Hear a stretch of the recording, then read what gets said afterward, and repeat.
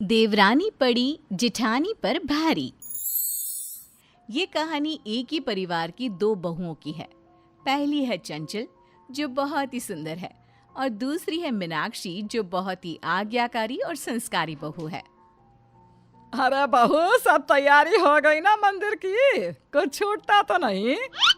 नहीं माँ जी, मैंने सब देख लिया है, एक बार आप भी देख लीजिए ना। मैं तो तैयार हो गई माँ जी, चलिए अब मंदिर के लिए निकलते हैं। अरे अभी मीनाक्षी को तो तैयार हो जाने दो, सामान रखने के चक्कर में बेचारी तैयार होना ही भूल गई। जा बहू, तू भी तैयार होकर आ जा, फिर निकलते हैं।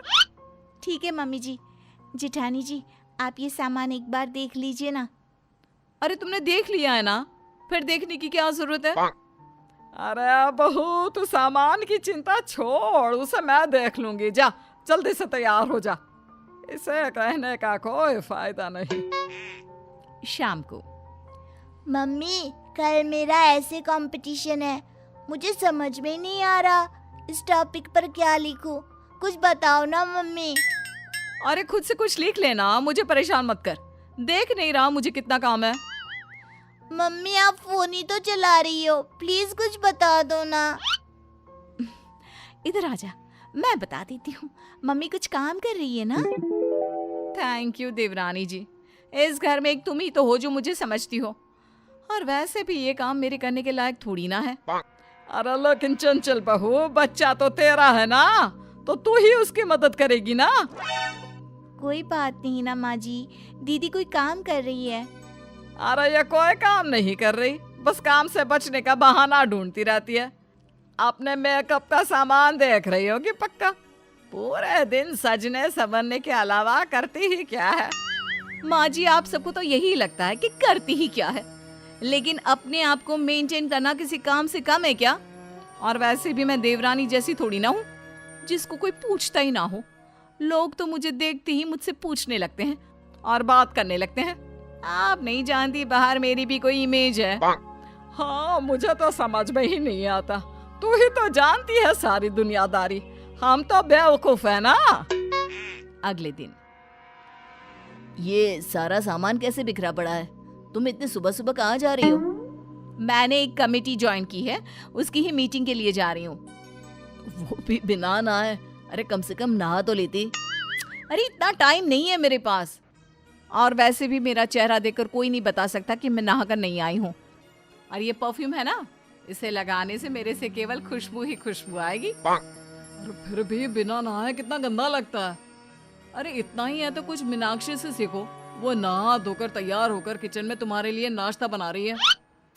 देखो मेरे पास ना तुम्हारी ये बातें सुनने का वक्त नहीं है, लेट हो रहा है मुझे, चलती हूँ मैं।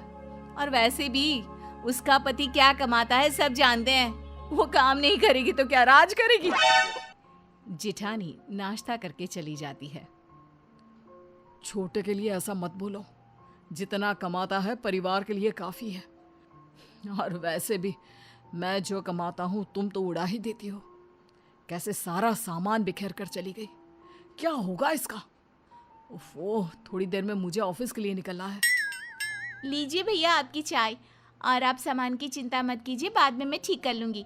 आप ऑफिस के लिए तैयार हो जाइए। थैंक यू मीनाक्षी, अगर तुम नहीं होती तो पता नहीं क्या होता। और प्लीज़ इन बेडशीट्स को चेंज भी कर देना।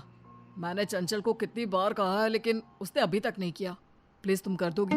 अरे भैया आप चिंता मत कीजिए, मैं सब कर दूंगी।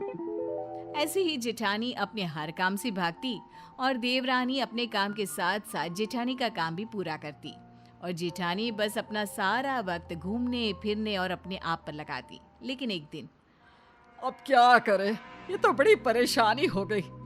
हे भगवान, अब तो तेरा ही सहारा है। क्यों माँ जी, ऐसा क्या हो गया?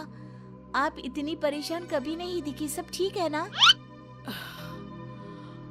हम जो घर बना रहे थे उसके लिए हमने कुछ पैसे लोन लिए थे और चुका भी दिए थे, लेकिन आज जाकर पता चला कि थोड़े पैसे अभी भी बाकी है। बैंक वालों ने सर खा रखा है। अब आप लोगों ने पूरे पैसे भर दिए हैं, तो अब कौन से पैसे बाकी हैं? भाभी, उनसे उस समय कुछ गलती हो गई थी, तो उन्हें लगा हमने पूरे पैसे भर दिए हैं, लेकिन आज हमें वहाँ से पता चला कि अभी और भी बाकी है, और उस समय से उन पर बहुत ज्यादा ब्याज बढ़ गया है। अगर हमने वो पैसे जल्दी नहीं चुकाए तो और बढ़ता ही रहेगा। अब समझ में नहीं आ रहा क्या करें। इतने कम समय में इतने सारे पैसों का इंतजाम कैसे होगा? मेरे पास एक आइडिया है। मेरे पास मेरी शादी के गहने हैं, अगर उनको बेच दे तो। तू पागल तो नहीं हो गई? अपने गहने बेच रही है? माँ जी, गहनों का क्या है, कल दोबारा बन जाएंगे, और वैसे भी गहने चले गए तो कुछ नहीं बदलने वाला, लेकिन ये घर चला गया तो। बात तो तुम सही बोल रही हो, लेकिन रकम इतनी ज्यादा है, तुम्हारे गहने काफी नहीं होंगे। अच्छा, तो बड़ी के गहने भी ले लो ना। मैं अपने गहने नहीं बेचने वाली। हाँ, मेरी माँ ने कितनी मुश्किल से मेरे लिए बनवाए थे। तुम्हारे ही गहने थोड़ी ना जा रहे हैं, मीनाक्षी भी तो दे रही है अपने गहने। अच्छा, इतना ही है तो तुम अपनी माँ के गहने क्यों नहीं बेच देते? माँ जी की भी तो गहने हैं। ये तुम क्या बोल रही हो? वो खानदानी गहना है, बाद में तुमको और मीनाक्षी को ही तो मिलने वाले हैं। अरे रहने दे, वो नहीं देना चाहती तो कोई जबरदस्ती नहीं, मेरे पास और भी है, मैं दे दूंगी। लेकिन मुसीबत के वक्त ये पता चल गया कि किसे इस घर की फिक्र है और किसे गहनों की। लेकिन माँ, वो तो दादी के गहने हैं। वैसे भी माँ, इतनी भारी चीज बनाना मुश्किल हो जाएगा, रहने दे। अरे मुझे और कुछ नहीं सुनना। मेरे लिए ये घर सिर्फ घर नहीं, बल्कि शहर में मेरी इज्जत की बात है। तुम पर तो मुझे शर्म आती है। वैसे तो बड़ी बनती फिरती हो, लेकिन ऐसे बुरे समय में साथ देने की बजाय भाग गई। अरे अब इसमें मेरी क्या गलती है? वैसे अगर गहने नहीं पहनूंगी ना तो बाहर मुझे कोई पहचानेगा भी नहीं। हाँ भैया, सही बोल रही हैं जेठानी जी। वैसे तो आप अपनी सुंदरता की इतने झंडे गाड़ती रहती हो, लेकिन ऐसी सुंदरता का क्या फायदा जब आपका मन ही मैला हो। आप ये दिखावा करना छोड़ दीजिए कि आपको इस घर की चिंता है। अगर होती तो आज यूं इस तरह भागती नहीं, परिवार की मदद करती। तू बहू अपनी सुंदरता में इतनी खो गई है कि तुझे असल जिंदगी और दिखावटी जिंदगी में फर्क नहीं पता। तू बस दिखाती है, लेकिन मीनाक्षी कुछ बोलती नहीं, दिखाती नहीं, बस करती है। माँ, आप सही कह रही हैं, मुझे माफ कर दीजिए, मैं झूठे दिखावे में पागल हुई जा रही थी। ये कहकर देवरानी जेठानी दोनों अपने गहने रखकर ससुराल वालों की मदद करती है।